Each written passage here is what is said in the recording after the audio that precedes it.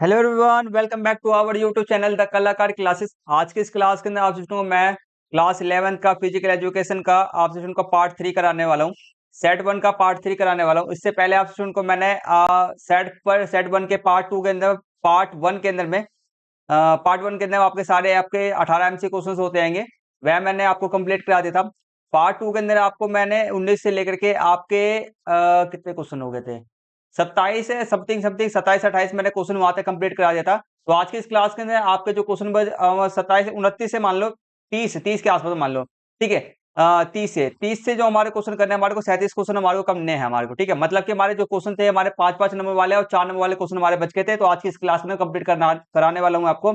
आपको जो मैं ये क्वेश्चन पेपर करा रहा हूँ आपसे स्टूडेंट के लिए, आपके एग्जाम के लिए, आपका जो कल ही आपका एग्जाम होने वाला है उसके लिए वेरी वेरी मोस्ट इंपोर्टेंट है। इसलिए आपसे स्टूडेंट को मैं ये वाला क्वेश्चन पेपर करा रहा हूँ, ठीक है। तो इसलिए आपसे स्टूडेंट इस वाली वीडियो को शुरू से अंत तक पूरा जरूर देखना है, क्योंकि आपको जो मैं 4 नंबर वाले क्वेश्चन कराने वाला हूँ, 5 नंबर वाले क्वेश्चन कराने वाला हूँ, वेरी वेरी मोस्ट इंपोर्टेंट है, जिनके आने से आपके एग्जाम के अंदर बहुत ज्यादा है, ठीक है। और आपसे स्टूडेंट हमारे वीडियो का फर्स्ट पार्ट जिसके अंदर सारे मैंने एमसी क्वेश्चन कराए हैं, और आपके वीडियो का सेकंड पार्ट जिसके अंदर मैंने आपको 2 नंबर वाले क्वेश्चन और 3 नंबर वाले क्वेश्चन और जो आपके मोस्ट इंपोर्टेंट है, पीवीएस में आए हुए हैं, बार बार रिपीटेड होते हैं, वह सभी क्वेश्चन आपको मैंने कराए आएंगे। आपने नहीं देखा है तो वीडियो का लिंक इस वाली वीडियो के डिस्क्रिप्शन बॉक्स में दे दूंगा, जरूर देख लेना, क्योंकि मोस्ट इंपोर्टेंट है, इनके आने से आपके एग्जाम करना बहुत ज्यादा है, ठीक है। तो शुरू करते हैं। सबसे पहले इसको देख लेना, फिर जाकर के अभी इस वीडियो को पूरा शुरू से एंड तक पूरा देखने के बाद में फिर जाके आप क्या करना, फिर हमारे पार्ट 1 पार्ट 2 को जरूर देख लेना, क्योंकि इससे रिलेटेड में आपके आपके क्वेश्चन फंस सकते हैं उसमें से, इसलिए आपको मैं करा रहा हूँ, ठीक है।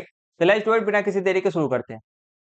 तो ये रहा क्वेश्चन पेपर हमारे सामने। क्लास को शुरू करने से पहले आपसे स्टूडेंट हमारे YouTube चैनल पे नए हैं तो हमारे YouTube चैनल को सब्सक्राइब करके बेल आइकन बटन को ऑन पे सेट कर लेना एंड इस वीडियो को लाइक जरूर कर देना, ये दो काम कर दीजिए। चलो करते हैं। हमारे 31 क्वेश्चन है, 31 क्वेश्चन है। हमने जो था 30 तक क्वेश्चन हमने पिछली क्लास में कंप्लीट कर लिया था हमारे को। हाँ ठीक है, 30 तक कर लिया था हमने, ठीक है। 31 से करना है हमारे को। तो 31वां क्वेश्चन हमारे सामने में है, खेलों में प्रौद्योगिकी के उपयोग पर एक अध्ययन ने पिछले 10 वर्षों में निम्नलिखित प्रवृत्तियों को उजागर किया है, ठीक है। मतलब कि जो पिछले खेलों में प्रौद्योगिकी के खेलों के अंदर में क्या हो रहा है, अधिक से अधिक टेक्नोलॉजी का यूज किया जा रहा है, ठीक है। तो वैसी पिछले अगले 10 सालों, ठीक है, पिछले 10 सालों में निम्नलिखित प्रवृत्तियों को उजागर किया, मतलब कि पिछले 10 सालों के अंदर बहुत सारे नए नए बदलाव आएंगे, वह सब है, ठीक है। तो देखो क्या क्या बदलाव है। पहला हमारा है 60% पेशेवर एथलीट अब पहनने योग्य फिटनेस ट्रैकर का उपयोग करते हैं, ठीक है। पहनने योग्य, ठीक है, पहनने योग्य मतलब कि जैसे कि हमारा स्मार्ट वॉच हो गया, ठीक है। और भी यंत्र होते हैं जिसके द्वारा हमारा हार्ट बीट हो गया, और हार्ट बीट हो गया, जैसे कि कितना हम रन कर रहे हैं, ठीक है, ये सब चीजें जांचा जाता है, ये चीज हो गया।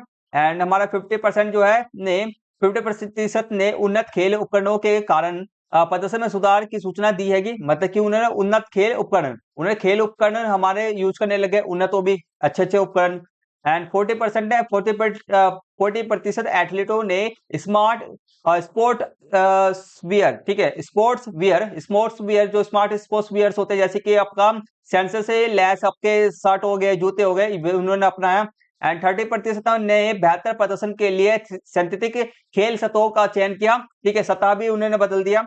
एंड 20% ने प्रशिक्षण उद्देश्यों के लिए वर्चुअल रियलिटी, ठीक है, वर्चुअल रियलिटी मतलब कि जो जैसे कि वर्चुअल रियलिटी जैसे कि गेमिंग गेमिंग जैसा नहीं होता वो चीज तकनीक का उपयोग किया। तो ये सब है, इसी से रिलेटेड हमारा क्वेश्चन पूछा गया, सिंपल सा क्वेश्चन है, कोई मुश्किल क्वेश्चन है, सिंपल सा क्वेश्चन है बस। देखो पहला हमारा क्वेश्चन पूछा है, कितने प्रतिशत पेशेवर खिलाड़ी वियरेबल फिटनेस ट्रैकर का उपयोग करते हैं। वियरेबल में पहनने योग्य फिटनेस ट्रैकर का उपयोग करते हैं, कितने प्रतिशत, हमारे को कितना दे रखा है, ये रहा 60% पेशेवर एथलीट अब पहनने योग्य फिटनेस ट्रैकर का यूज करते हैं। तो क्या आंसर है इसका, हमारा 60%, डी इसका राइट आंसर है, ठीक है। आगे बढ़ते हैं। नेक्स्ट क्वेश्चन हमारे सामने में आएगा, कितने प्रतिशत खिलाड़ी ने स्मार्ट स्पोर्ट वियर अपनाया, और यह संख्या सिंथेटिक प्लेइंग सरफेस प्लेइंग, ठीक है, प्लेइंग सरफेस का उपयोग करने वालों से कितने प्रतिशत अधिक है। मतलब कहने मतलब है कि सबसे पहले पूछा जा रहा है स्मार्ट वियर, कितने प्रतिशत लोगों ने स्मार्ट वियर को चुना, ठीक है। और ये और बोला जा रहा है कि भाई सिंथेटिक सतह से कितने प्रतिशत अधिक है, ठीक है। तो देखो स्मार्ट वेयर, देखो स्मार्ट वेयर कितने प्रतिशत है, पहला 40% पे ना, और सिंथेटिक और कौन से सिंथेटिक सतहों का कितना है हमारा 30% है। तो हमसे पूछा 40, ये 40 से कितना 30, 40 से जो हमारा है 30 कितना प्रतिशत अधिक है, 10% अधिक है बस, ठीक है। तो पहले का आंसर कितना, हमारे स्मार्ट वियर वाले कितने लोग हैं, 40% है, और हमारा इससे सिंथेटिक से हमारे 30 40 ही है, 30 ही है, तो कितना ज्यादा है हमारा सिंथेटिक जो हमारा ये एक्सपोर्ट वेट किससे कितना ज्यादा है, 10% ज्यादा है। यही सारा एड्रेस हो गया। आगे बढ़ते हैं। ठीक है, एडवांस स्पोर्ट इक्विपमेंट के उपयोग की दर विचुअल टेक्नोलॉजी के प्रशिक्षण में कितने में उपयोग की तुलना में कितने प्रतिशत अधिक है। मतलब कि जो हमारा जो एडवांस जो हम उपकरण का यूज करते हैं की दर वर्चुअल जो हमारा टेक्नोलॉजी के प्रशिक्षण में उपयोग की तुलना में कितने प्रतिशत अधिक है। मतलब कि ये जो है इससे ये वाला इससे कितना प्रतिशत अधिक है हमारे, देखते हैं। तो एडवांस स्पोर्ट इक्विपमेंट तो देखो ये हमारे स्मार्ट स्पोर्ट्स हो गया हमारा, तो स्मार्ट स्पोर्ट हमारे कितना आएगा 40 है, और वर्चुअल वाले हमारे कितना आएगा 20 है। तो 40-20 से कितना प्रतिशत अधिक रहेगा हमारा, 20-20% अधिक है, 20% हमारा अधिक है। ए इसका राइट आंसर। आगे बढ़ते हैं। डी, कितने प्रतिशत खिलाड़ी सिंथेटिक प्लेइंग सरफेस और एडवांस स्पोर्ट इक्विपमेंट का उपयोग करते हैं। मतलब कि दोनों को जोड़ के बताना है, तो उससे देखते हैं सरफेस कितने यूज करते हैं हमारे। सरफेस हमारे हैंगे सरफेस, तो देखो सरफेस हमारे कितना है 30% और वर्चुअल वाले कितने हमारे 20 है, तो 30 और 20 कितने हो गए हमारे, 30 और 20 कितने हो गए हमारे। ठीक है, 30 और 20 कितने हो गए हमारे, 30 और 20 50 हो रहा है। एक सेकंड हो गया, गलत पढ़ रहे हैं हम। कितने प्रतिशत खिलाड़ी सिंथेटिक प्लेइंग सरफेस हो गया, ठीक है, से प्लेइंग सरफेस कितना था हमारा 20 या 30% देखते हैं। और एडवांस स्पोर्ट इक्विपमेंट का उपयोग करते हैं, एडवांस स्पोर्ट इक्विपमेंट 60-70, इसमें ज्यादा कैसे यार, तुमने सही तो देखा है। तो सता देख लो 30% है, 30 है। और एडवांस वाले कितना है 30, सॉरी मैं गलत बोल दिया, 30 और 40 कितना हो गया हमारा 70 हो गया ना, ठीक है 70, ए इसका राइट आंसर। ठीक है, आगे बढ़ जाते हैं, नेक्स्ट क्वेश्चन करते हैं 32। अब देखो इसको छोड़ो, इसको पढ़ने की जरूरत ही नहीं है हमारे को, डायरेक्ट क्वेश्चन में बढ़ते हैं। ठीक है, वैसे एग्जाम में जरूर पढ़ना आप, ठीक है, एग्जाम मैंने पढ़ लिया है, आप भी जरूर पढ़ना एग्जाम के दिन। पहले पढ़ते हैं हम, पहला क्वेश्चन हमारा, दौड़ते समय घुटने को मोड़ने की क्रिया को क्या कहते हैं। दौड़ते समय घुटने को हम क्या कर रहे हैं, मोड़ रहे हैं। दौड़ते समय हमने घुटने को मोड़ लिया, तो उसको क्रिया को हम क्या कहेंगे, उस क्रिया को हम क्या कहेंगे बताओ, उसको हम क्रिया को कहेंगे फ्लेक्स। क्या कहेंगे हम, फ्लेक्स करना, इसको हम फ्लेक्स कहते हैं। ठीक है, अब इसको मैं डिटेल में थोड़ा समझा देता हूँ, जस्ट 1 सेकंड प्लीज। ठीक है, डिटेल में समझा देता हूँ थोड़ा सा। देखो फ्लेक्स किसे कहते हैं, इससे ये जो ना, ये जो फ्लेक्स हो गया है, एक्सटेंशन हो गया, रोटेशन हो गया, ये सब आपके 1 नंबर क्वेश्चन में भी पूछ सकता है, 2 नंबर में भी आ सकता है, इसलिए आपको मैं थोड़ा डिटेल में बता रहा हूँ। ठीक है, फ्लेक्स किसे कहते हैं, यह एक गति है जिसमें दो दो हड्डियों के बीच का कोण क्या होता है, कम हो जाता है। दो हड्डियों के बीच का क्या होता है, कोण। जैसे कि मेरा हाथ खुल रखा है मैंने इस समय पे, ठीक है, मैंने क्या करूं, मैं हाथ को ऐसे यूं मोटा हूं, तो ये क्या हो रहा है, ये क्या कहलाएगा, ये किसका उदाहरण कहलाएगा, मैं फ्लेक्स का उदाहरण कराएगा, क्योंकि दो ये हड्डी अलग है, ये हड्डी अलग है, दोनों के बीच का कोण क्या हो रहा है, दोनों के बीच का कोण कम हो रहा है। ठीक है, आगे बात करते हैं। सेकंड हमारा क्वेश्चन क्या है, सेकंड हमारा क्वेश्चन है वह गति जिसमें जांग और पिडली के बीच का कोण बढ़ता है। जांग और पिडली के बीच का कोण बनता है, उसे हम क्या कहते हैं, उसको हम कहते हैं एक्सटेंशन। क्या कहते हैं, एक्सटेंशन कहते हैं। क्या बढ़ रहा है, क्या चीज हो रहा है हमारा, बीच का कोण बढ़ता है। क्या बोल रहा है, बीच का कोण बढ़ रहा है, कोण क्या हो रहा है, बढ़ रहा है, तो यहाँ पर क्या होगा हमारा, एक्सटेंशन होगा। क्या होगा, एक्सटेंशन होगा। अब देखो एक्सप्लेनेशन है, ये एक्सप्लेनेशन दे रखा है, यह एक गति है जिसमें दो हड्डियों के बीच का कोण क्या होता है, बढ़ता है। जैसे कि मैंने मोड़ रखा है, अब मैंने हाथ को क्या कर दिया, खोल लिया, तो ये किसका उदाहरण कहलाएगा, हमारा एक्सटेंशन का उदाहरण कहलाएगा। आगे बढ़ जाते हैं। नेक्स्ट हमारा, तैराकी के दौरान कंधे के जोड़ में होने वाली घूर्णन गति को क्या कहते हैं। हम तैराकी करते हैं, तो तैराकी करने पे ऐसे ऐसे हमारा कंधे का जोड़ क्या होता है, ऐसे ऐसे होता है। ठीक है, तो हमारे हम क्या कर रहे हैं, अपने कंधे को क्या कर रहे हैं, अपना गोल गोल घुमा रहे हैं, कंधे को क्या कर रहे हैं, गोल गोल घुमा रहे हैं, तो इसको हम क्या कहें, इसको हम रोटेशन कहते हैं। क्या कहते हैं, इसको रोटेशन कहते हैं बस। ठीक है, और उसका एस्पेक्ट से देख लो, रोटेशन शरीर के किसी अंग का उसकी धुरी के चारों ओर घूमना। शरीर के किसी अंग का उसके धुरी, जैसे कि मेरा कंधा है, मेरा हाथ है ये, और कंधे और हाथ, मेरा हाथ है, देखो धुरी यहाँ पे क्या हुआ, मैं आपको बताता हूँ। धुरी हमारे यहाँ पे क्या हुआ, हमारे जो जॉइंट है ना, जॉइंट हमारे कंधा जो है, हमारा कंधा है कंधा, ठीक है, हमारा कंधा जो है क्या है, धुरी है, और हमारा हाथ जो है क्या हो रहा है, हाँ ठीक है, तो नहीं, धुरी धुरी जो हमारा हैगा, हाथ और कंधे का जो जॉइंट है वो हमारा धुरी कहलाएगा, और हमारा हाथ क्या है, ऐसे ऐसे मैं घुमा रहा हूँ, ऐसे गोल गोल घुमा रहा हूँ, तो ये मेरा क्या कहलाएगा, ये मेरा, ये इसको मतलब कि वही एग्जांपल से मैं बता रहा हूँ, शरीर के किसी अंग का उसकी धुरी के चारों ओर घुमाना। हम ये जो हाथ में जॉइंट है, जॉइंट के आगे मैं क्या ऐसे गोल गोल घुमा रहा हूँ, तो इसी को हम क्या कहते हैं, रोटेशन कहते हैं बस। ठीक है, आगे बढ़ जाते हैं। डी है, बास्केटबॉल जैसे खेलों में पैर को शरीर की ओर लाने की गति को क्या कहते हैं, पैर को शरीर की ओर लाने की गति को हम क्या कहते हैं, इसको हम क्या कहते हैं बताओ, इसको हम क्या कहते हैं, पैर को शरीर की ओर लाने के क्या फ्लेक्सिटी कहते हैं, इसको एडक्शन कहते हैं। Just 1 second please, extension, abduction, abduction कह देंगे, एबडक्शन कहेंगे, एबडक्शन होना चाहिए, रुक जाओ, एडक्शन, इसको क्या कहेंगे, एडक्शन कहेंगे, क्या कहेंगे, एडक्शन कहेंगे, क्या कहेंगे, एडक्शन कहेंगे बस। देखो एडक्शन क्या चीज है, वैसे देखो उदाहरण देखो, पैर को शरीर की ओर, ठीक है, पैर को क्या करें, शरीर की ओर मध्य रेखा की ओर लाने की गति को हम क्या कहते हैं, एडक्शन कहते हैं। क्या कहते हैं, पैर को मध्य रेखा, मध्य रेखा क्या होगा हमारा, जैसे कि हमारा पैर खुला हुआ है, ठीक है, हम सीधे खड़े हैं, हमारा पैर खुला हुआ है, तो मैंने पैर को भी अपने शरीर के सीधे में लिया है, शरीर को मैंने क्या सीधे में लिया आया, तो वो हमारा एडक्शन कहलाएगा। ठीक है, मैं इस चीज पे छोड़ नहीं हूँ, सॉरी, शायद मेरा एग्जांपल गलत भी हो सकता है, बस ये ध्यान रखना, ये जो आपको दे रखा है पैर को शरीर की ओर मध्य रेखा की ओर लाने की गति को हम कहते हैं एडक्शन कहते हैं। ठीक है, आगे बढ़ जाते हैं। नेक्स्ट हमारे सामने में 33 आएगा और ये व्हील चेयर वाला क्वेश्चन है बच्चों का। देखो व्हील चेयर में बैठे बच्चे बास्केटबॉल ड्रिल करते हुए, मतलब खेल ले आएंगे अपना, ठीक है, व्हील चेयर से। चलो बढ़ते हैं, पहला क्वेश्चन हमारे सामने में आएगा, चित्र में दिखाए गए बच्चों को सबसे अधिक अधिक संभावना है कि किस प्रकार की विकलांगता है, मतलब कि हमारे ये पता सीधे से पूछा किस प्रकार की विकलांगता देखा जा रहा है, देखने योग्य नहीं है, श्रवण योग्य नहीं है, सीखने योग्य नहीं है, ये हमारा गतिशीलता को प्रभावित करने वाली विकलांगता है, पैर से विकलांग है बच्चे। ठीक है, आगे बढ़ते हैं, हमारा नेक्स्ट क्वेश्चन हमारे सामने व्हील चेयर का उपयोग करने वाले बच्चों के लिए बास्केटबॉल हूप को कैसे अनुकूलित किया जा सकता है। बास्केटबॉल हूप, हूप मतलब जो बास्केटबॉल जो है हमारा, ये जो गोल जिसमें हम डालते हैं इसको हूप कहते हैं, तो इसको हम कैसे किस जगह पे हम इसको सही से किस जगह पे लगा सकते हैं जिससे कि बच्चों को खेलने में क्या हो, आसानी हो। ठीक है, देखो तो हूप का आकार छोटा करना, छोटा भाई ये तो छोटा करेंगे तो बच्चे इसको गोल करने में दिक्कत होगा उनको। ठीक है, हुप की ऊंचाई कम की जाए, तो ये इसका राइट आंसर हमारा क्या है, हुप की ऊंचाई को हम क्या ज्यादा, क्योंकि हुप जो होता है ऊपर ऊंचाई पे लगा रहता है, उसको हम हुप की ऊंचाई को हम क्या करेंगे, नीचे कर देंगे, जिससे कि बच्चे क्या कर पाएंगे, हमारा आपको आसानी से उसको चुम पाएंगे और गोल कर पाएंगे। बाकी देखो हुप को कोर्ट से दूर ले जाना, दूर को नहीं ले जाना, धातु का बैक बोर्ड लगाया जाएगा, बोर्ड और से कुछ नहीं, फर्क नहीं पड़ेगा। ठीक है, 20 का राइट आंसर। आगे बढ़ जाते हैं, सी, बच्चे की व्हील चेयर उसके खेल में भाग लेने की क्षमता को कैसे प्राप्त करती है। अब जब बच्चे की जो व्हील चेयर है ना, बच्चे की व्हील चेयर है, मतलब देखो ये बच्चा जो है गतिशील है, पैर से लेटने में इसका क्या विकलांगता है, बट फिर भी वो अपने व्हील चेयर की सहायता से वह क्या कर पा रहा है, खेल खेल पा रहा है। ठीक है, बट फिर भी जो हमारा किसी ने फिर भी जो हमारा व्हील चेयर होता है ना, उसकी गति को, उसको इसकी क्षमता को ना फिर भी प्रभावित करता है। ठीक है, मतलब कि फिर भी जो हमारा विकलांग, चलो भाई वो तो मदद कर रहा है, व्हील चेयर मदद तो कर रहा है, बट फिर भी वो क्या कर प्रभावित कर रहा है, उसको खेल को क्या करता है, प्रभावित करता है। तो क्या चीज को प्रभावित करता है वो हमारे को बताना है। तो देखो, तो ये इसका 20 का राइट आंसर है, ये है उसकी गति, गति और पहुंच को सीमित करती है। देखो जैसे कि व्हील चेयर जितना घूमेगा उतनी तेज, व्हील चेयर को जितना तेज घूमेगा उतना तेज गति होगी, और व्हील चेयर और देखो पहुंच को भी सीमित करता है। व्हील चेयर सही से मतलब कि अपने गोल तक पहुंचने के लिए भाई व्हील चेयर रुक गया बीच में, तो भाई क्या होगा, सीमित कर देगा ना। ठीक है, उसको पहुंच को क्या करे, उसको जहां तक उसको पहुंचना था उसको वहीं पे रोक दे, पहले ही रोक देता है, ये चीज है।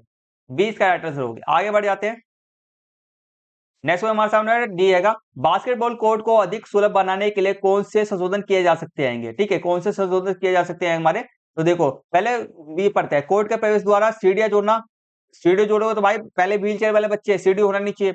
अच्छा, हम भारी बास्केटबॉल का उपयोग करना, खेल ही नहीं पाएंगे।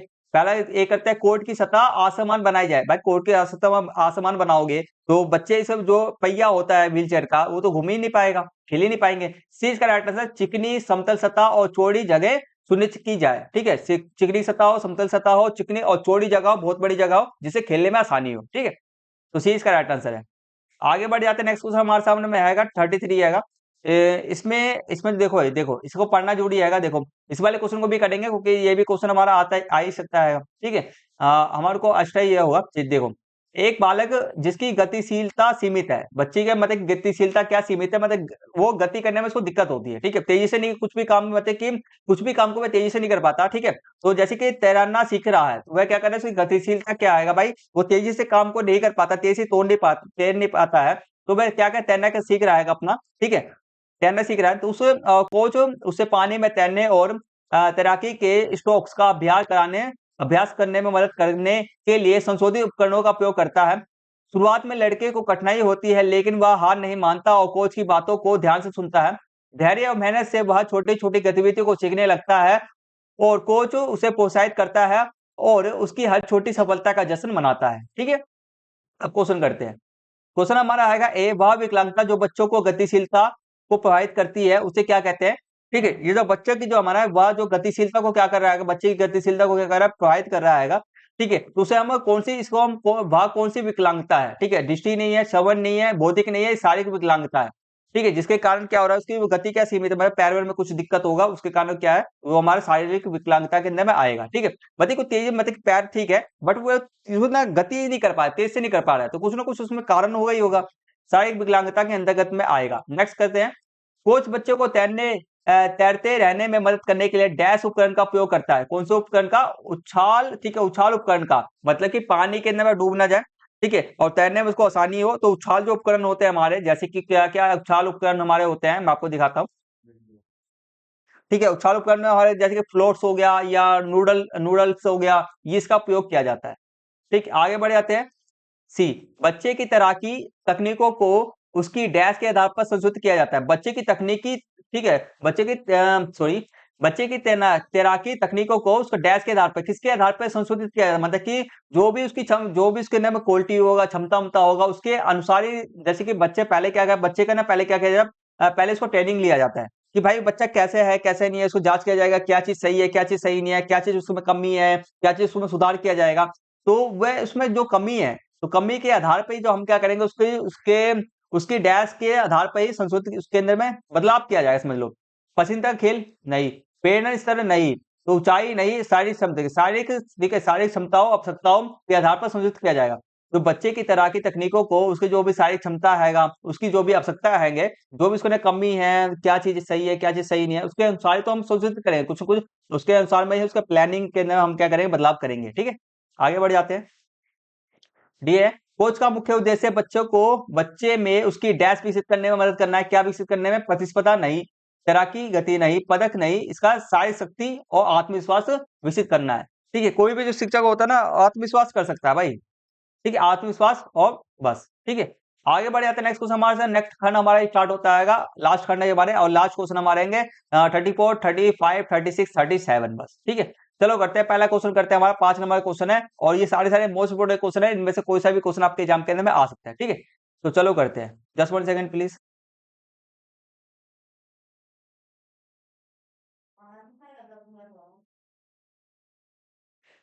क्वेश्चन हमारा आएगा 34, अष्टांग योग के 8 अंगों की सूची बनाइए और उनमें से किन्हीं 3 अंगों को विस्तार पूर्वक समझाइए, और यह कैसे समग्र कल्याण में योगदान करते हैं, मतलब कि कैसे कल्याण, कैसे विकास करने में ये मदद करते हैं, हमारे को करना है, ठीक है।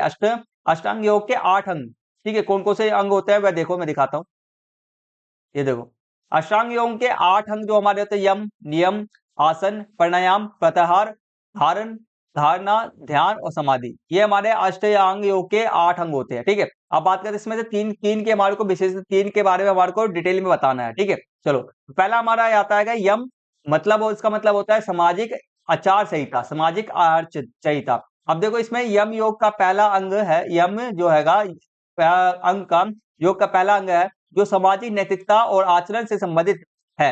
इसमें 5 सिद्धांत शामिल हैं, ठीक है। तो ये क्या होता है हमारा, इसमें सामाजिक नैतिकता, मतलब समाज के अंदर में कैसे रहा जाता है, कैसे नहीं रहा जाता, कैसे बातचीत की जाती है, कैसे व्यवहार रखा जाता है, ये सब चीजें सिखाया जाता है इसके अंदर में, ठीक है। ठीक है, सॉरी, करते हैं नेक्स्ट। इसमें जो सबसे पहले जो सिद्धांत होता है, सबसे पहले जो इसमें बताया जाता है, तो सबसे पहले जो आपका अहिंसा, ठीक है, शारीरिक मानसिक या वाणी से किसी को भी नुकसान ना पहुंचाना, यह करुणा का अभ्यास सिखाता है, ठीक है, दया भावना की अभ्यास सिखाता है। दूसरा हमारा इसका पॉइंट है हमारा सच्चाई, सत्य, विचारों और वाणी में सच्चाई का पालन करना, ठीक है। अस्तेय, अस्तेय मतलब चोरी ना करना या लालच ना करना, इसके अंदर में ये सब सिखाए, ये सब बातों को ध्यान रखा जाता है, ठीक है। अब मैं आपको एक चीज रुक जाऊं,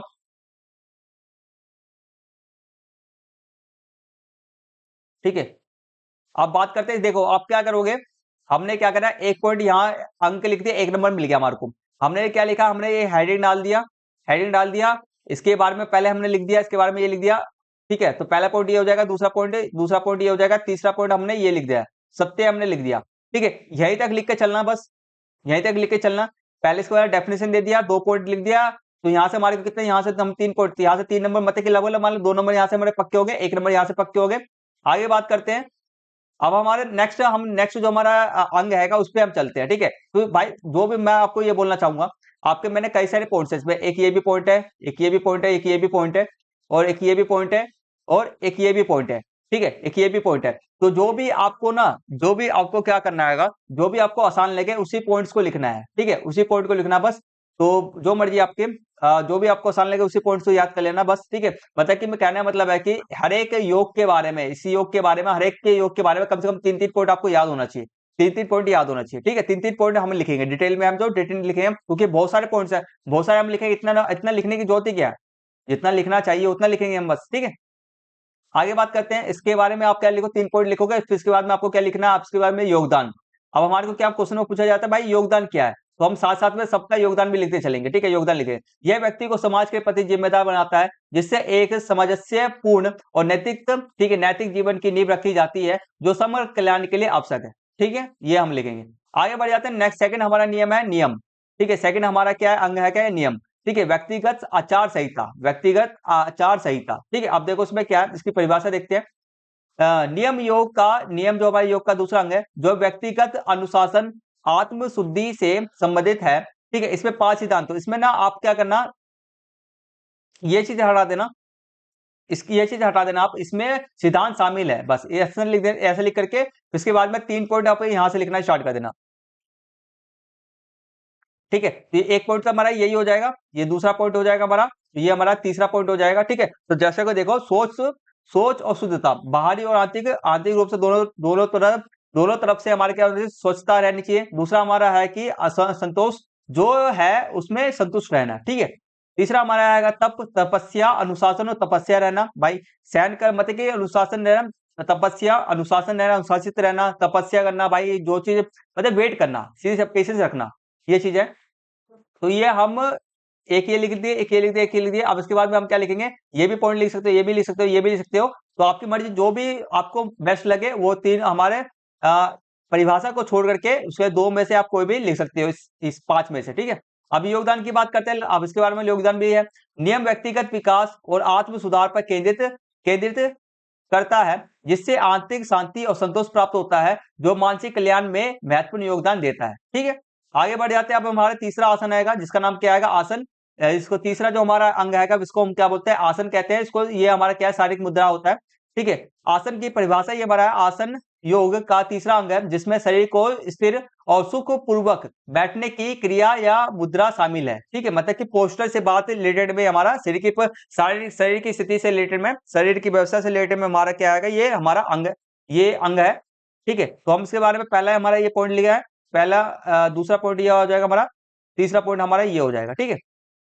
पतंजलि ने आसन को स्थिर सुखम मानसम कहा है, जिसका अर्थ है कि स्थिर और आरामदायक स्थिति, ठीक है। आसन को क्या कहा है हमारा, आसन को हमारा स्थिर और आरामदायक स्थिति कहा है। दूसरा तीसरा पॉइंट, यह केवल शारीरिक व्यायाम नहीं है, बल्कि शरीर को ध्यान के लिए तैयार करने का एक तरीका भी है, ठीक है। तो ये आप मर्जी आप लिखना चाहो। अब इसके योग, अब इसमें लास्ट में योगदान, इसके बारे में ज्यादा पॉइंट नहीं, योगदान देख लो, योगदान लिखेंगे। आसन स्वाभाविक रूप से शारीरिक स्वास्थ्य और लचीलेपन और शक्ति में सुधार करते हैं। यह शरीर के मन के बीच संतुलन बनाने में मदद करता है, जिससे शारीरिक शारीरिक कल्याण सुनिश्चित होता है, ठीक है। तो ये सब इससे हमारे फायदे होते हैं, ठीक है। यहाँ तक समझ में आ गया। यहाँ तक हमने क्या करा, अष्टांग योग के सभी अंगों को बता दिया। इसमें 3 का लिया, 3 को व्याख्या भी कर दिया हमने, और साथ साथ में इसके योगदान क्या होता है, हमारे समग्र क्या, इसके जो कल्याण के अंदर में, विकास करने के अंदर में क्या योगदान है, तो वो भी हमने योगदान बता दिया, ठीक है। आगे बढ़ जाते हैं, नेक्स्ट क्वेश्चन हमारे सामने 35। अच्छे नेता की विशेषता को संक्षेप में लिखिए, अच्छे नेता की विशेषता क्या होती है, ठीक है। पहला ये हमारा, ये पहला विशेषता ये है, दूसरा विशेषता ये है, तीसरा विशेषता ये, चौथा विशेषता ये। पॉइंट मैंने पॉइंट यहाँ पर पॉइंट नहीं डाला बस मैंने, ठीक है, ध्यान रखना। दृष्टि, एक अच्छा नेता भविष्य की स्पष्ट दृष्टि रखता है, मतलब दूर की सोचता है, और दूसरों को उस दृष्टि को प्राप्त करने के लिए, दूर की सोच करने के लिए भी प्रेरित करता है। दूसरा हमारा ईमानदारी, ईमानदारी और नैतिक आचरण नेतृत्व की नींव है, जिससे विश्वास पैदा होता है। भाई ईमानदारी रहे, लोगों के साथ में ईमानदार रहेगा, ठीक है, सही से व्यवहार करेगा, तो भाई विश्वास पैदा होगा ना उस पर, ठीक है। तीसरा हमारा क्या, संचार, प्रभावी संचार विचारों को स्पष्ट रूप से व्यक्त करने, मतलब कि जो भी विचार होते हैं, ठीक है, प्रभावी संचार विचारों को, जो प्रभावी जो संचार होता है हमारा, ठीक है, विचारों को स्पष्ट रूप से व्यक्त करने और दूसरों को सुनने में मदद करता है। अगर आपके पास में सुनने और बोलने और सुनने की क्षमता बहुत अच्छा है, वो नेता के अंदर में होगा, तो वो बढ़िया नेता कहलाएगा, ठीक है। चौथा हमारा सहानुभूति, दूसरों की भावनाओं, दूसरों और दृष्टिकोणों को समझना का समझना एक नेता को बेहतर निर्णय लेने और मजबूत संबंध बनाने में, लोगों से संबंध बनाने में बहुत मदद करता है। फिफ्थ हमारा निर्णय लेना, समय पर और सही निर्णय लेने की क्षमता महत्वपूर्ण है। ठीक है, ये अच्छे नेता की विशेषता होता है। आगे बढ़ते हैं। नेक्स्ट क्वेश्चन हमारा सामने, परिसंचरण प्रणाली की संरचना, कार्य को समझाइए और हृदय एथलेटिक गतिविधि करने में योगदान कैसे योगदान करता है। अब ये तो हृदय जो हमारा एथलेटिक गतिविधि, जो भी हमारे तेजी से जो गतिविधि व्यायाम का हम करते रहेंगे, उसमें कैसे मदद करता है हमारे को लिखना है। ठीक, चलो पहले संरचना की बात करते हैं। संरचना जो हमारा है, परिसंचरण प्रणाली में मुख्य रूप से हृदय, रक्त वाहिकाएं जिसके अंदर हमारी धमनियां, शिराएं और केशिकाएं होती हैं और रक्त शामिल होते हैं। ठीक, अब बात करते हैं कार्य। यह प्रणाली शरीर के चारों ओर ऑक्सीजन, पोषक तत्वों और हार्मोन का परिवहन करती है और अपशिष्ट उत्पादों को हटाती है। इसका हमारे हृदय का कार्य होता है। अब बात करते हैं हृदय का योगदान एथलेटिक हमारे प्रशिक्षण एक्सरसाइज व्यायाम के अंदर में। ठीक, हृदय एक शक्तिशाली मांसपेशी है जो रक्त को शरीर के बाकी हिस्सों में पंप करता है। ठीक, हम लिखेंगे एथलेटिक गतिविधि के दौरान मांसपेशी को अधिक ऑक्सीजन की आवश्यकता होती है। हृदय की पंपिंग दर और बल बढ़ता है। ठीक है, उस समय पे क्या होता है, हृदय की पंपिंग दर हो गया, ठीक है, और बल बढ़ता है, जिससे मांसपेशियों तक ऑक्सीजन युक्त रक्त की आपूर्ति बढ़ जाती है। ठीक, मतलब वहां तक रक्त को पहुंच जाता है। ठीक है, और एथलीटों को बेहतर प्रदर्शन करने में मदद मिलती है। ठीक है, तो ये इसका योगदान होता है हमारा। ठीक है, एथलेटिक गतिविधि के अंदर में। ठीक, सिंपल सा था, सिंपल हर एक क्वेश्चन का आंसर सिंपल है। यस या नो कमेंट जरूर कर देना। आपको यहाँ तक बड़े तरीके समझ में आ रहा है तो कमेंट जरूर करना, और कुछ डाउट कुछ हो तो कमेंट जरूर कर देना। वीडियो को लाइक नहीं किया, वीडियो को लाइक कर देना, चैनल पे नए चैनल को सब्सक्राइब कर बेल आइकन बटन को ऑन पे सेट जरूर कर देना, और एक कमेंट जरूर करना। प्लीज कमेंट जरूर करना, कमेंट करते तो बहुत अच्छा लगता है, प्लीज कमेंट जरूर करना। चलो नेक्स्ट क्वेश्चन करते हैं। नेक्स्ट और लास्ट क्वेश्चन करते हैं हमारा, खेलों में डोपिंग क्या है और इसके विभिन्न प्रकारों की व्याख्या करते हुए समझाइए कि यह एथलीटों पर किस प्रकार के नुकसान पहुंचा सकता है। ठीक है, चलो करते हैं। पहले बात करते हैं डंपिंग। ठीक, खेलों में डोपिंग का कार्य खेल प्रदर्शन को बढ़ाने के लिए निषिद्ध पदार्थों का उपयोग। निषिद्ध मतलब कि जो क्या गलत है, गलत पदार्थों का यूज करना, खेलों में प्रदर्शन को बढ़ाने के लिए गलत पदार्थों का यूज करना।